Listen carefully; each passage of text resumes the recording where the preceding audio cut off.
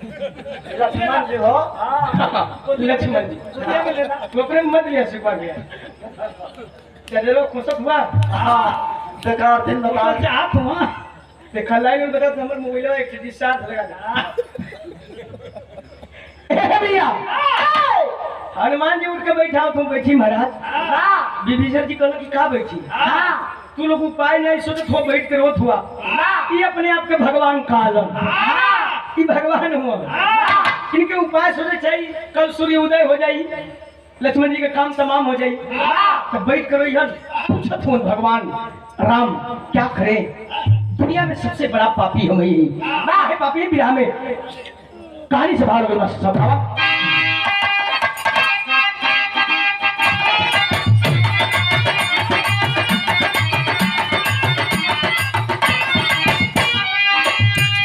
ध्यान दिया कहानी शुरुआत हो गई भगवान राम अपने आप के कोसत हुन गुनहगार बतावत हुन काहे राम से बढ़ के ना अभागा कोई दुनिया में राम से बढ़ के ना या भागा कोई दुनिया में भरी है दोष सारी मेरे ही बदलिया में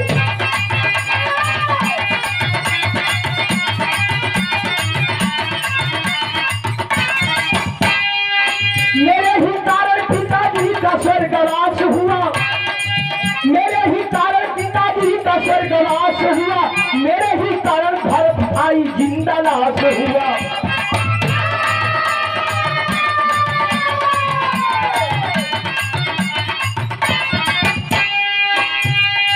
मैं दुनिया का सबसे नालायक पुत्र हूँ मेरे ही कारण मेरे पिताजी की मौत हो गई राजा दशरथ जी की मेरा भाई जो मुझे अपने कलेजा मानता था भरत आज जिंदा लाश की तरह जी रहा है इतने ना मेरे ही कारण सीता पे मुसीबत आई है मेरे ही कारण सीता पे मुसीबत आई है मेरे ही कारण लखन जंग में धाराशाही है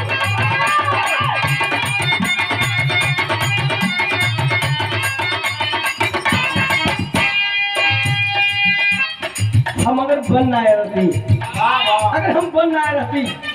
हमारी प्रिय जानकी का हरण नहीं हुआ होता अगर मैं बन नहीं आया होता तो मेरा दुलारा मेरा प्यारा मेरा अनुज लक्ष्मण आज धाराशाही नहीं हुआ होता सारी दोस्त मेरी है और मेरे ही कारण माता तीनों मांग हो गई मेरे ही कारण माता तीनों मांग हो गई मेरे ही कारण दुनिया में अभागन हो गई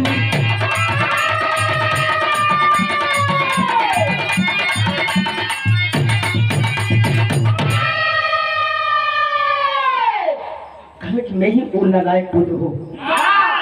जिसके कारण मेरी तीन माँ विधवा बन चल रही है अब कौन क्या करी हमने कुछ समझ में ना आया था विभीषण जी धिक्कारत हो चुप रहा महाराज अपने आप के राम कहेला अपने आप के भगवान कहेला तोरे उपाय ना सुनत था कहलन कि नहीं भैया हमारा दिमाग फेल बा हमारा दिमाग नहीं काम करत हम करी से का करी तब विभीषण जी बतावत हो विभीषण बतावत हो कि सुना अगर तुहार काम ना करो तो हमारे दिमाग का काम करत हो एगो काम करा लंका में एगो सुखाइन बैद हो ये वो के लिया दही लक्ष्मण जी जी हो भगवान फिल्म का मास्टर तक से लाइन बड़ी पारंपरिक गीत लग गई अब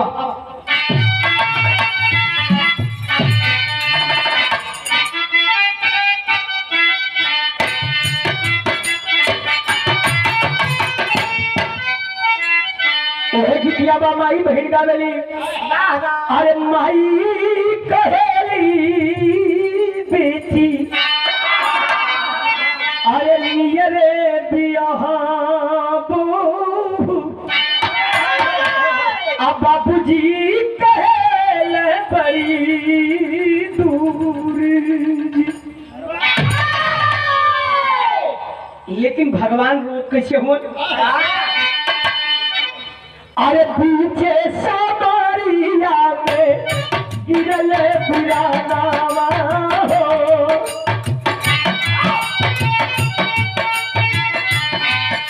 अरे पीछे समारिया में गिरल पिलावा हो यही गोदी रुए भगा यारो हो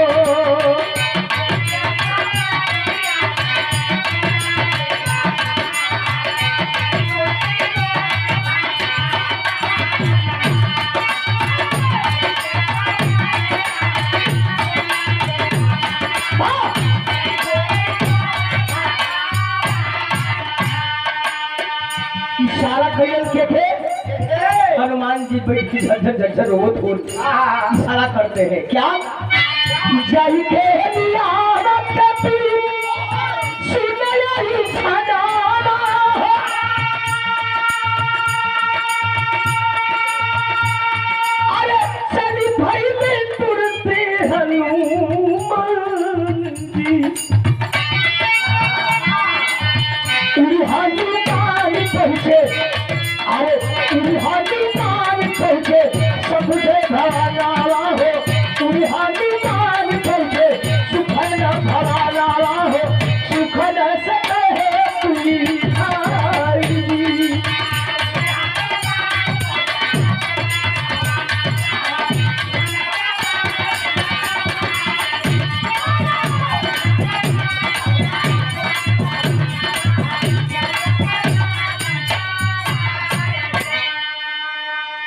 हनुमान जी के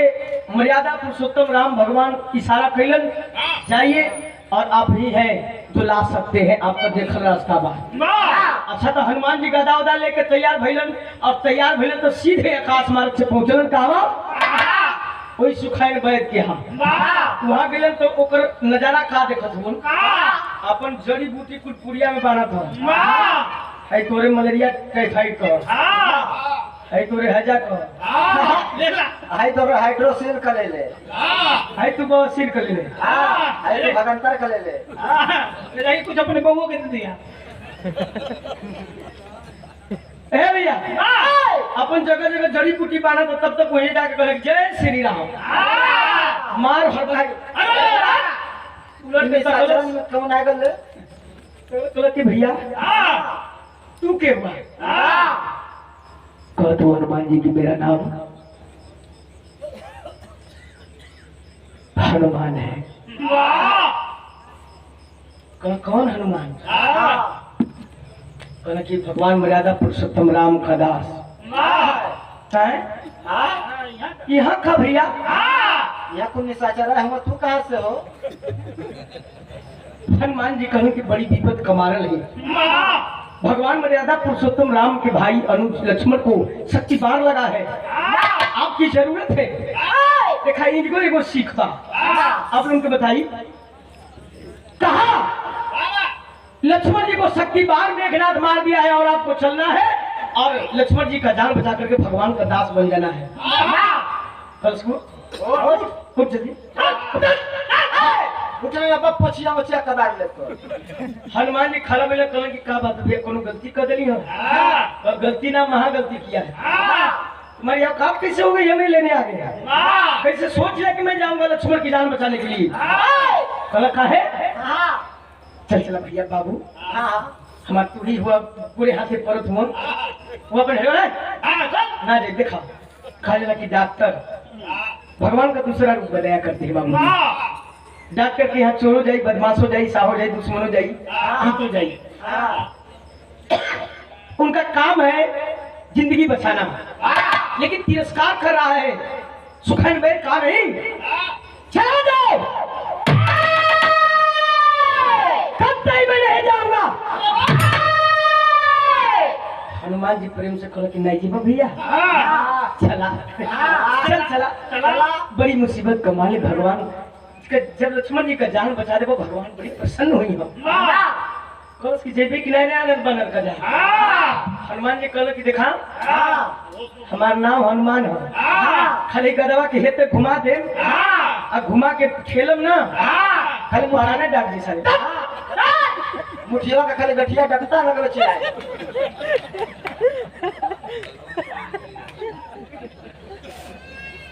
अब तो वो हल बड़ा है बिरहा में स्वर्गीय बुल्लू गुर्जर वाली तेरे लगी मास्टर साहब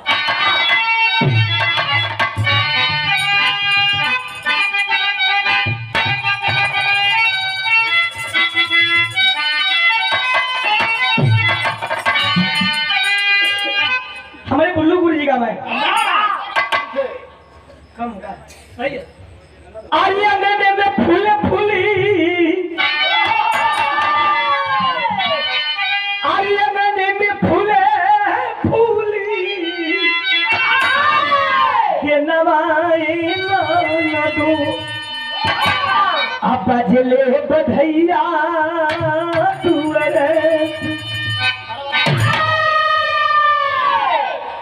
लेकिन हमारे गुरु जी श्रीमती गीता त्यागी जी के जब जवानी आई तो सरोज कुकाजन हो गनी का गौली तो है सब कोनो एगो ननद रहल कोनो भौजाई रहल वाह दोनों जवानी में एकदम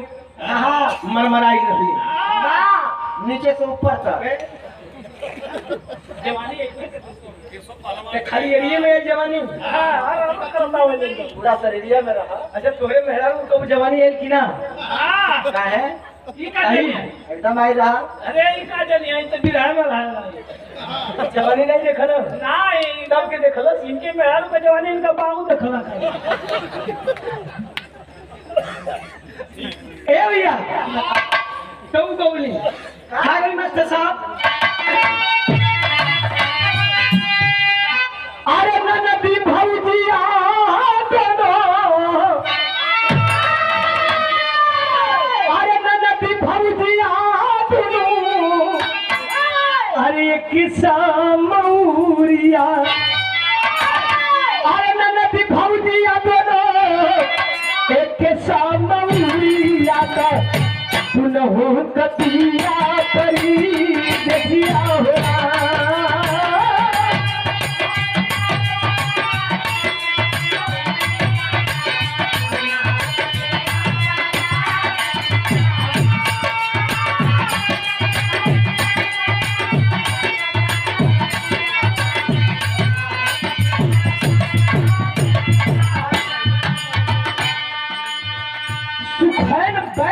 लक्ष्मण जी क्षमा करेंगे हनुमान जी से करब नाही लखन के अरे करब नाही लखन के रवैया कपिवर करब नाही लखन के रवैया कपिवर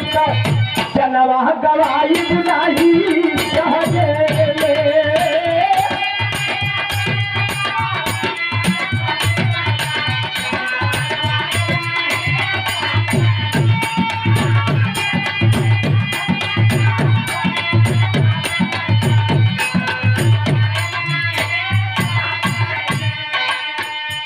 हनुमान जी को रखा है काहे न खा तू तो डॉक्टर हुआ तो से का मतलब हो तब सुखैन भाई कहा अरे शरीहात सादा में है हम क्या दुआई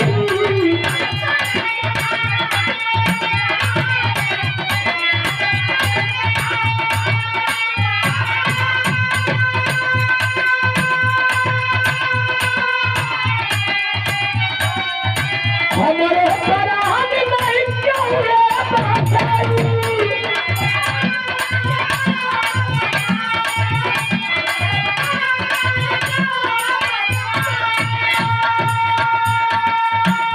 और क्यों रे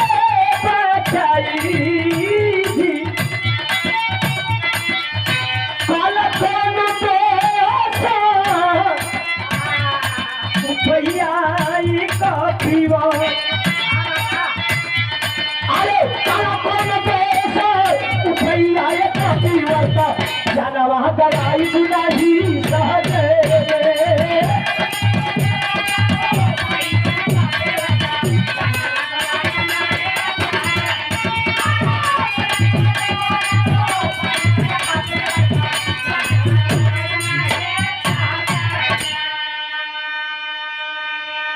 सुखैन बैठ की नहीं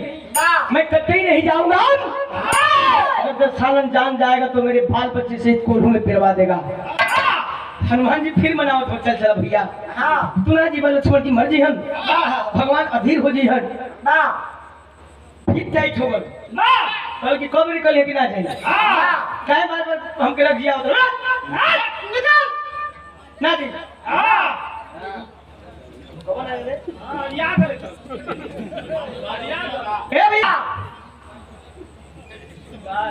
कि हमको कुछ दिखावे के पड़ी। कहला कि सुना साहब एक एड़ा मार धरती में धरजी बा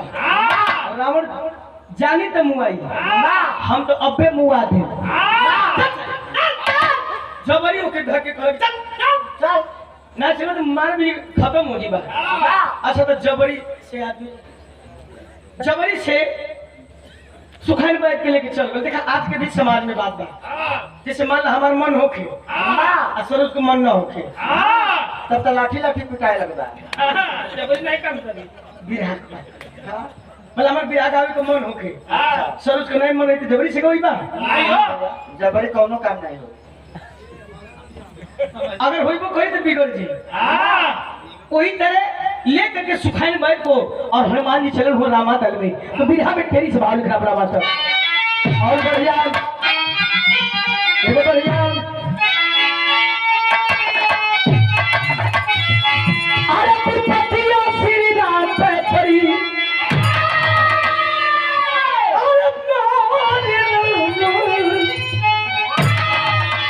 तिरुपतिया श्री राम पे पड़ी कबड्डी किया कबड्डी भाई बिहारे छकिया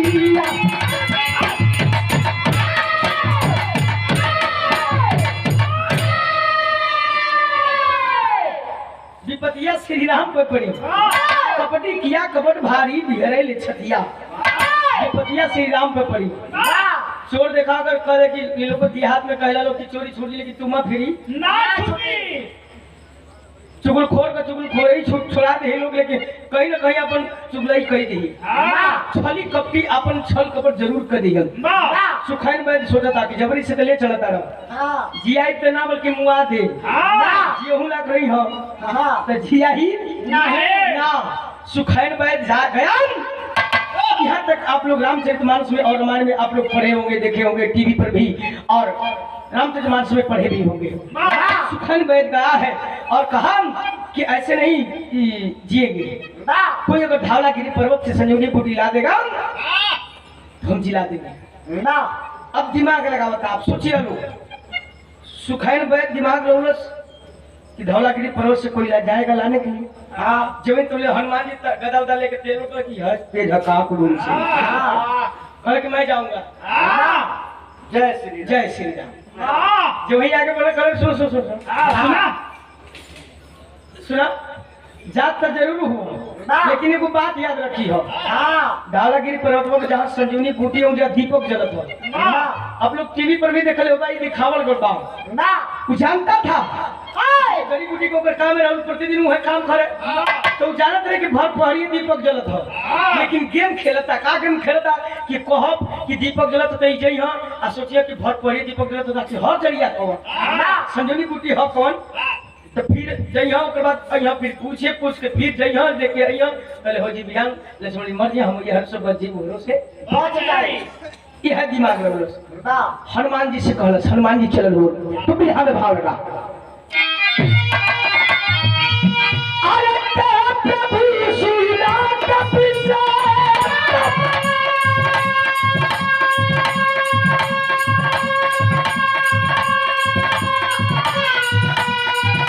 अपनी औकात दिखावे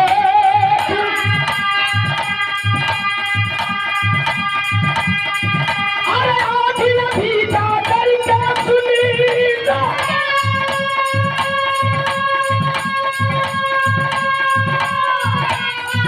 संजीवनी बूटी लावे अरे फोन से तेरी फोन सुनी सुनी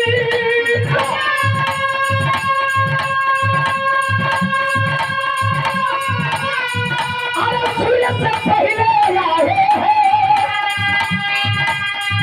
अरे सुखान में घबरा गया सुखान में घबरा गया तुम्हारा दारू लगाए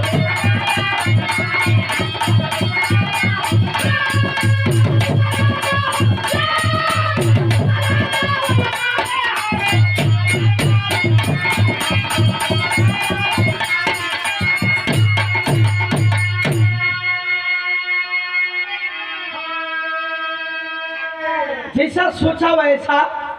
नहीं हुआ। सुखैन बैठ जैसा सोचा था वैसा नहीं हुआ। वहाँ गई हनुमान जी पूरा बहुत पड़ी दीपक जलता। देखलन घबराएगी ना का करी। अब फिर जाए पूछ के आई फिर लेके जाए तो बिहान हो काम खत्म हो जाए। हनुमान जी आप लोग टीवी में देख लो हम ना कहते पूरा पड़ी उठा लेना और उठा के जब रामा दल में पहुंचल तब विचार करिए लोग ये सब बतौली है कि असली चीज का है। आप लोग सुनीला बिचारीला हमारे कलाकार गा दिला सबसे बड़ के ज्ञानी और कलाकार आप लोग हुआ।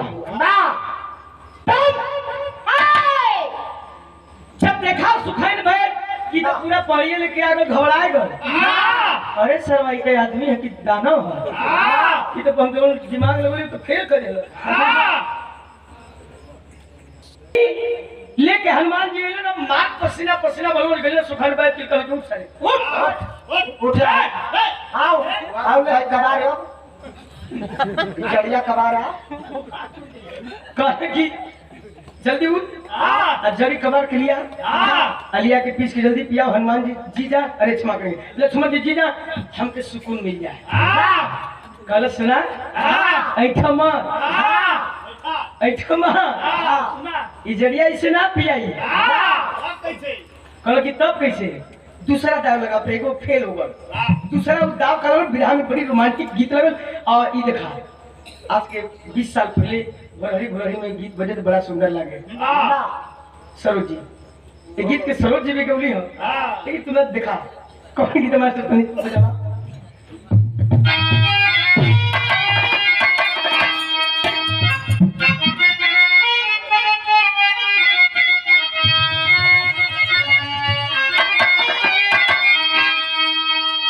है गीत आजकल सुनबे कैला हाथे वाला ढोली चटना बा देवा पतिया नतन पटना बा अब देवरा ढोली चटना बा अब मर्द के मेहरारू नाती बना देते सब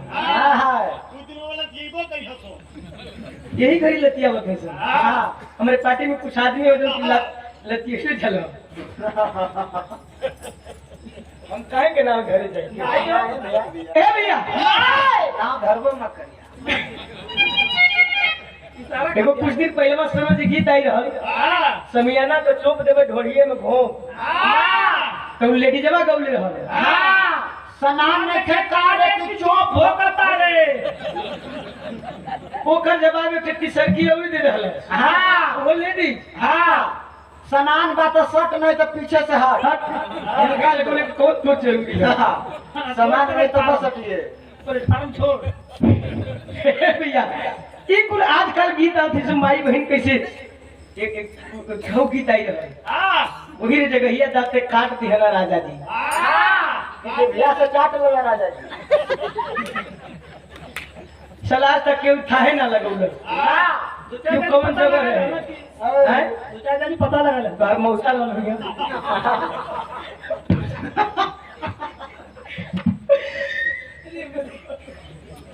कोई मशीन करानी हो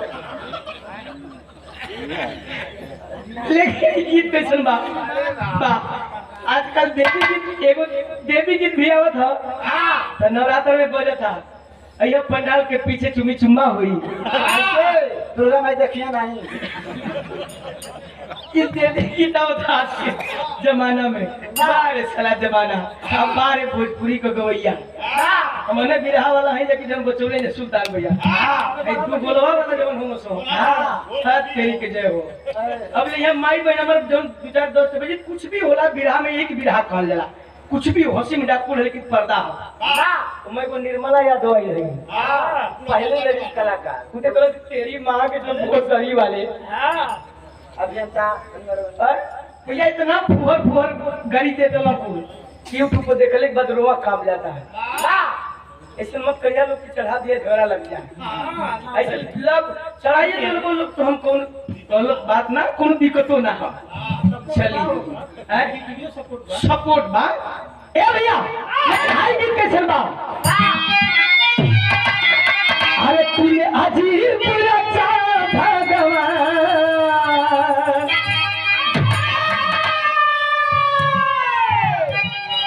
सबका गावे का तरीका अलग अलग है तूने अजीब रचा भगवान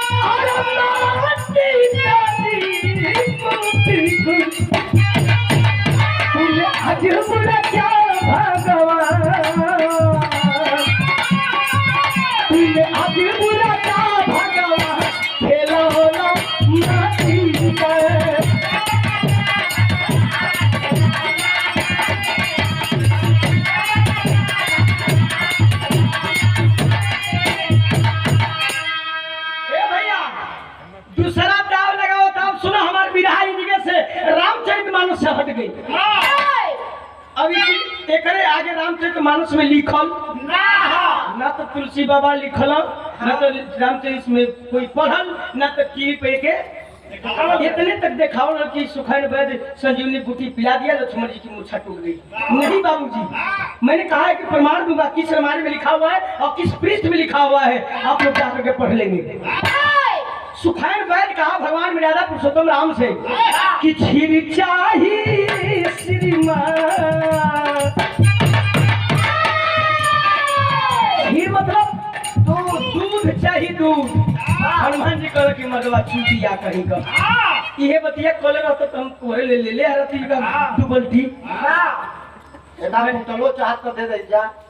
कल की सुखन बैठ कल की पीटी बोला म ढेर चालाक मत बना, ढेर चालाक मत बना। सुना कौन दूध चाहिए तब कहे खीर चाहिए श्रीमान,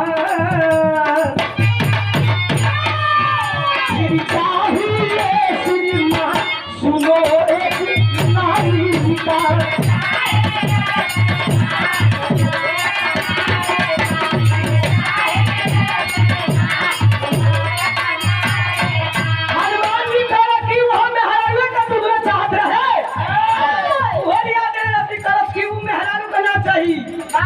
कौन मेहरारू रहे,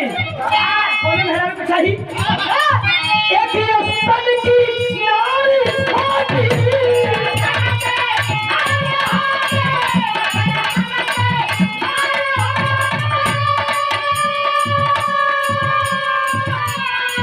तब दुर्लभन की बीमारी खाती।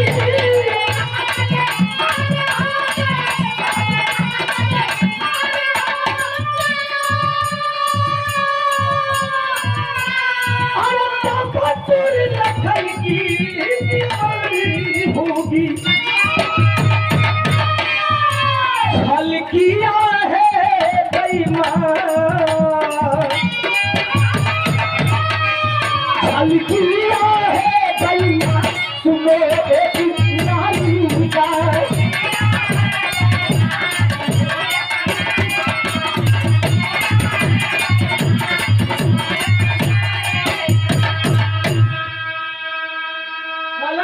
मेहरारू को दूध चाहिए, वो कैसन मेहरारू होके के चाहिए? एक स्तन वाली, मतलब एक छाती होके खाली वो करे। अब सवाल बा आप लोगों से, धरती पर कई को मेहरारू रहने से एक छाती वाली, एक स्तन वाली, क्यों के मालूम बा? अगर के मालूम हो के वो हाथ उठावे। मैंने बतौले हैं किलो से हमने पढ़ा लिखा रह जा, क्यों के जानकारी बा? कोई है नहीं बा, कोई नहीं। सुना हम बताओ कि ना जानकारी। तारा और मंदोदर, वो कैसे? एक रावण की और मंदोदर और एक तारा की औरत, बाली की औरत तारा। कहानी लंबा चली, तनी से सुन लीजिए कि बस सो के देख लिया लोग। ये से दिमाग लगो सुखैन बैठ कि बाली के मन ले भगवान राम। जब बाली के मन ले भगवान राम तो जगने मेहरारू के मरत तू मरले रहब, उसे कोनो सामान मांगे जीव तो देही तू तो मोदारी कबाल ले। तू कबाल के रख दे काट ले की। ए भैया दिमाग में उसकी तारा तो देवे ना करी। अब भगवान को सब दुश्मन रावण है तो मंदोदर कहाँ से दे? दूधवा ना मिले तो एगो बहाना मिले कि दूधवा ना मिले तो सिकरिया पियाए पैसे ये से बच जी, वो हरो से बच जाए। हनुमान जी कहना कि रुक रोक रोक वो होई धमकी रखत है, मिली तो मिली, नहीं तो जय श्री राम। रुक एक चट्टी देखे दे। चलो हनुमान जी कहाँ पहुंचल मास्टर साहब?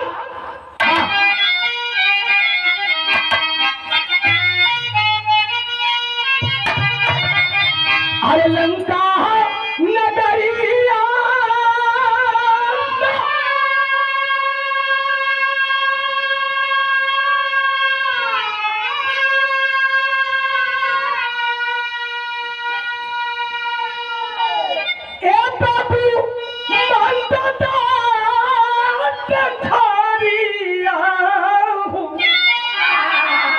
अरे घेरले बगान के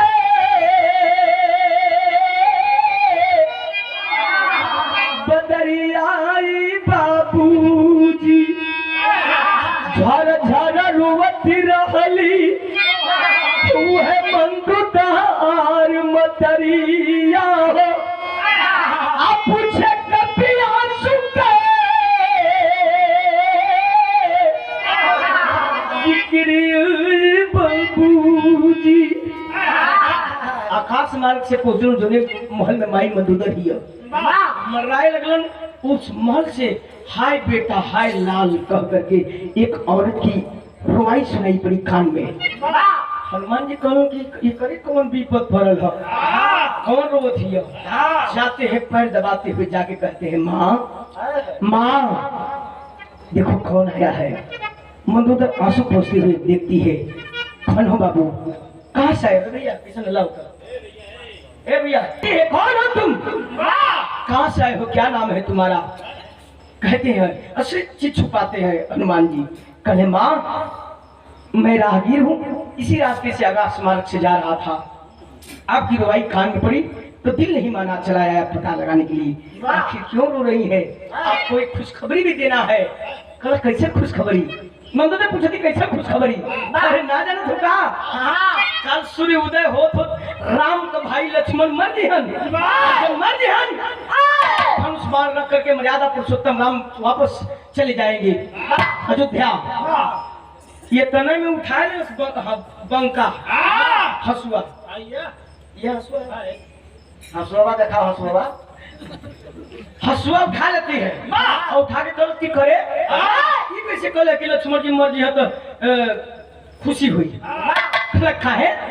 तोरे पति के दुश्मन हो तो तुहों की खुशी मिठाई बटवावा। कल बधा बजी काल लक्ष्मण के मरते लड़ाई समाप्त,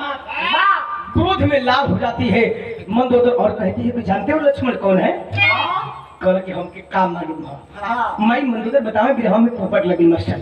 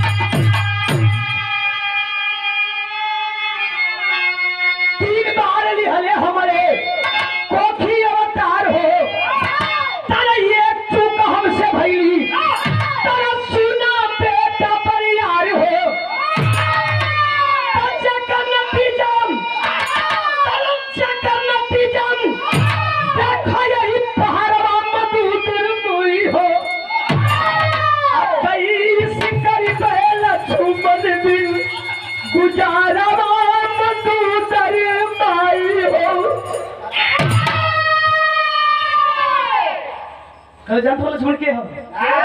पूर्व जन्म का हमारा बेटा हूँ, 3 बार हमारा कोख से अवतार ले हूँ। एक चूक का नतीजा है कि आज रण में धाराशायी हो, तो एक चूक ना भई रहा तो दुनिया में कोई माई का लाल पैदा ना रहा जो उनकी लक्ष्मण जी के मार के गिरा दे। जौन रोगिया के भाव वह पैदा तब जिया के मुकाब उनके मंदोदर कहले कि अगर हमके जियावे लाग रहत ना तो जिया देते। कहले कि माई तोरे पास से दवाई हो। कहले कि कौन दवाई है। कहले कि एक पसर अपन दूध दे दा। कहले कि ये लगला मजाक करे। ये बुढ़ाई में दूध निकला था, दोनों तो झूली करवा एकदम।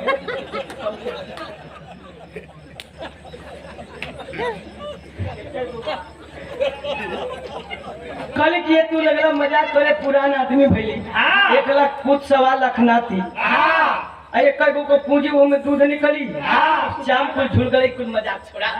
कहले नहीं माई मजाक ना करत भई, सही कथी। एक बार अगर तुहार बेटा लक्ष्मण हुई हम तो तोरे छाती से दूध लग जी माई, एक बार कोशिश करके देखा। कहीं तनी सौदा कटोरिया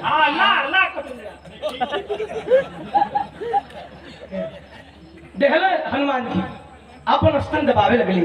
जैसे जना था कि आज एक लड़का पैदा वाला। छट दबौली तो दूध बाबूजी कटोरी भर करके छलक गया। आंखों से छट आंसू चलने लगी लक्ष्मण हनुमान जी को। माई मंदोदर रोने लगली। कहले कि अब विश्वास भई ना, कहले कि मत कहा माई। ये करके और उस दूध को बाबूजी रामादल में जब पहुंचन बिरहा में आधा लगल हो कहा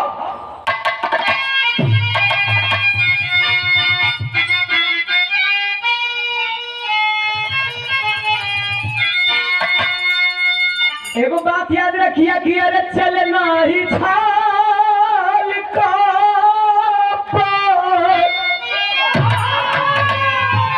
अरे चलना ही छाल का पति हर के संभलवा बाबू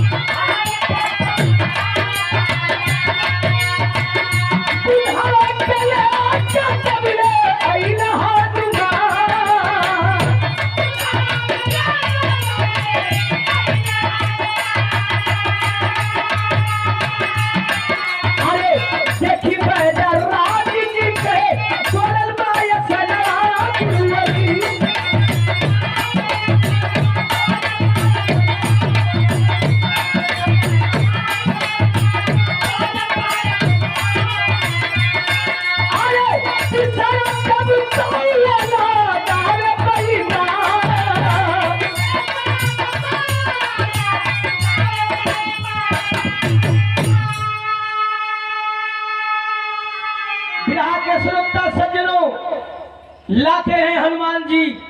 और देखते देखते भाप गया सुखैन बैठ घारी बाप रे बाप ना ये तो ला दिया कैसे ला दिया हनुमान जी तो मारे गुस्सा में रहन ला रख के दूधवा कहला कि चेक करो कि चेक कर हाँ कि नहीं मंदोदर का तो उस दूध से बाबू ज्वाला निकल रही थी देखते देखते पहचान गया सुखैन बैठ उसकी सारे तो बड़ा साथी आदमी अब क्या करें कल की जल्दी से जटिया जड़िया गुटिया पीस आई दूधवा मिला के पिया पिया दे लक्ष्मण जी कल से ना ऐठा मत हम नहीं पीसा ऐठा मत ऐसे ही नहीं हम पियाई वही ना कल की तब के पियाई तब कहे कि अरे बुटिया के पीछे बटे कहे बुटिया के पीछे बटे चाहिए बुझलिया प्रभु जी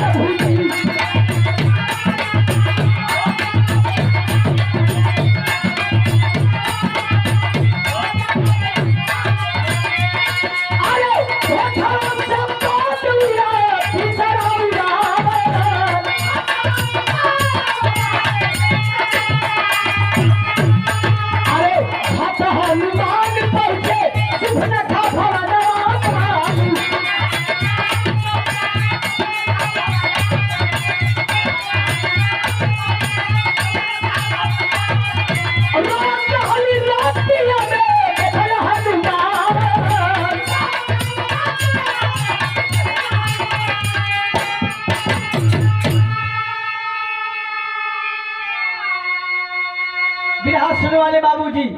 सुखैन बैठ खा कि हम एक ना पीसो एक पीछे खातिर एगो मेहरारू चाहिए हनुमान जी फिर गुस्से लगे एक कई बार कुछ बतावत काहे हुआ कि कौन कौन सी चाहिए तेरी भी देव बिहान हो जाला देखता नहीं कोरे ले मेहरारू ले ले रही कल से सुना ऐसा ऐसा मेहरारू ना चाहिए तो तब कैसा चाहिए तो कल की जौने करना और कान कटल हो गया हनुमान जी कहल कि अब मुआ दे काम खत्म हनुमान जी का अरे लक्ष्मण जी का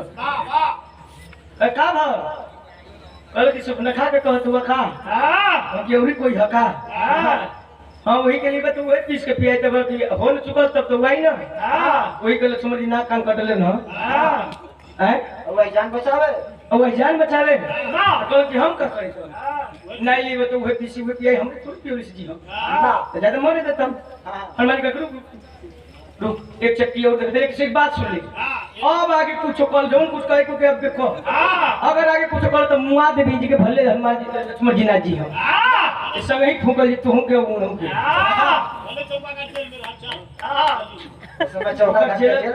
हां ऊपर जेल ही तो बाऊ रहन पुराने जमाने का जरा हनुमान जी चल हम पहुंचल कहमान वही सुपना खा के महल की तरफ महल के करीब पहुंचल तो कोनो मेहरारू हाय राज कह के चिल्लाती है रजऊ चिल्ला के रोतिया। हनुमान जी कहने के ला जहाँ गए डाढ़ोरा ने वहाँ पर पाथर पानी। अब बताइए एक कौन दिमाग लगाई थी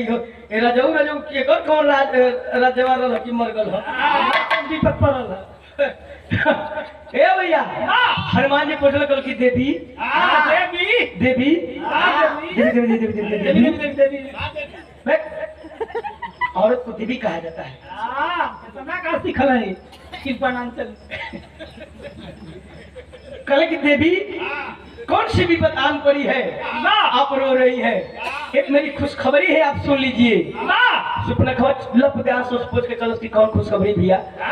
कल की नाचे गावो खुशी मनावो छप कल के बाद ये तुहार नकिया कनवा कटले रह काम खत्म हो कला लक्ष्मण जी मर जी सूर्य उदय भैया मिठाई बांटे नाचा गावो। सुपना खवा कल के हई देखा घर के पोसिया 4-5 बेरी घुमा के पटक पहनवा डाल जी खरे कहां से मेरे कैसे तू कदर किलो छोड़ दी मर जा तू नाचा गावो कहे तोर नाकन कटल ना हो खुशी ना मनेबू तोरे भाई के दुश्मन तोहार दुश्मन कहले कि तोरे दुश्मन सुपना का कहते तोरे दुश्मन कैसे कहले कि सुनाओ तारे मन करता कि काट ले कोशिया जड़ी से एक कभी काट ले कमोय खत्म हो जाता न पोछ रही न डुलैबा। हनुमान जी कहले कि काहे का कुछ लगेला का तो कहलस कि अरे पूर्व जन्म राज को अरे कहो जन्म राज कर पियहिन कहैली कपियहिन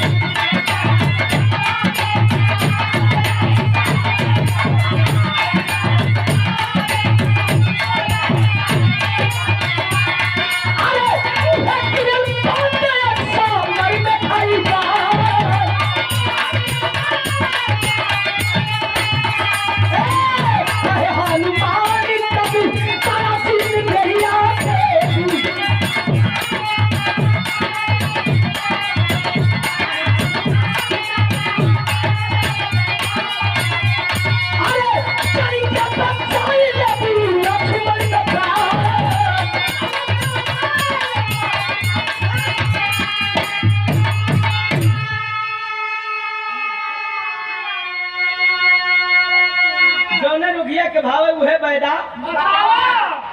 कलश की एक जन्म उनकर अर्धाग्नि बनली एक जन्म अर्धाग्नि रहली एगो चूक हमरा से होली जन राक्षस कुल में पैदा हो गई कोनो सुख ना भोग पौली आज ले जो सही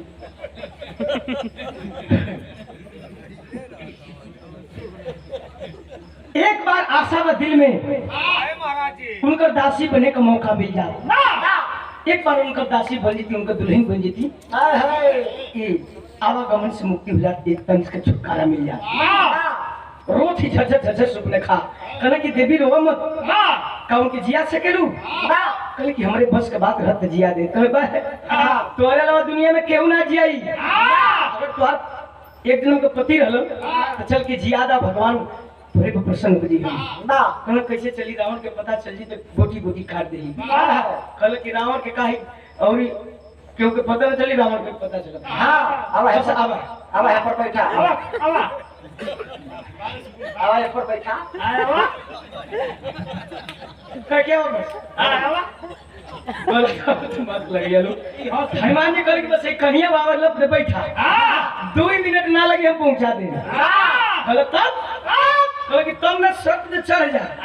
देरी मत करा लेट मत खड़ा और सड़क बैठा तू छोड़ के बैठना पर सड़ी के बैठिया कैसे बैठी बैठने से कहले हनुमान जी भारी शरीर रहा किया कैसे लमसर शरीर का रहा ए भैया सराय के सुख ने खाई कंधा पर बैठल 2 मिनट पहुंचले रामादल में जब रामादल में पहुंचलन करे कि हो गल देखलो सुखान बैठा था तो धीरे धीरे सरकावे लगे पिछाड़ी अपन करो सरकार में कोई दबा के बैठ नहीं तो अब जाए कहीं ना पीछे से लगाई यह गांठ डकाई बेतवाई गदवा के ठेलत फरनमा डाक जी संग ही फूकल जी लक्ष्मण जी संग कहो जल्दी लिया संजीवनी बूटी लाया बाबूजी सुखैन बैठ सुख न खा पीसत किया पीस के एगो बात कहलस भगवान मर्यादा पुरुषोत्तम राम से का कहलस भैया खरी ले खरी सब करा दिया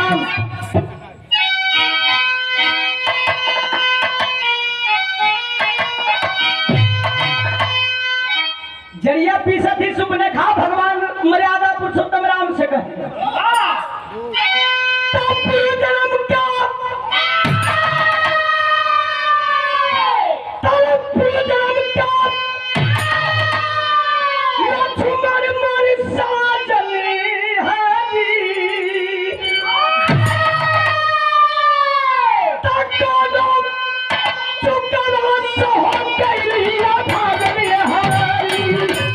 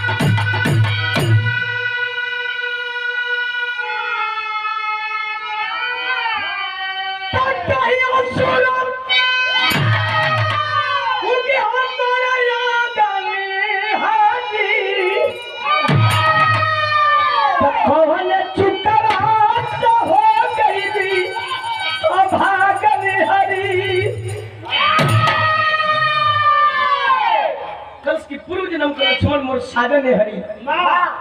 कौन चुका से हो गई भागने हरी आज एक जन्म उनकर दासी बने का उनकर औरत बने का मौका मिलल एक जन्म और उनकर धागनी बन जीती ये माया मोह तन से तन से छुटकारा मिल जाए पीसत ये पीस के हनुमान जी सारा कदम जल्दी पीसो की मुंह की तबत ये काले पैबू सुखन बैठ के मुंह को सियारी फेंक रही है कल वही में मेरा मेरा के यही चंगा को लेटा करके सुख लखा पियावत ही बूटी पियावत भगवान से कलश की एगो निवेदन बा एक बार खाली उनकर दासी बने का मौका मिल जाए कल की कोशिश करत ही हम बड़ा पहले जिया तो यही जंगा पर लेटा करके और बूटी पियावती तो हो का मास्टर अरे कुटिया के पिसगोरी वही दूध में मेरा वाली अपने हाथों सरकारी बूटिया पिया वाली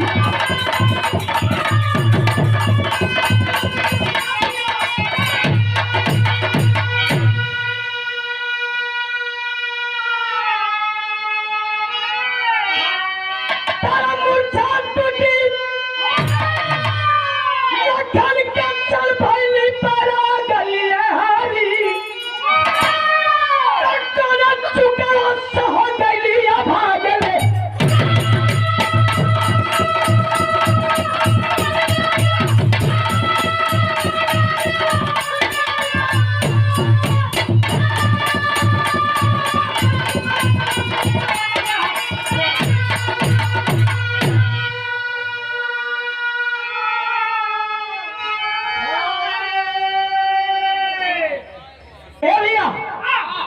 जो ही पिलाती है बूटी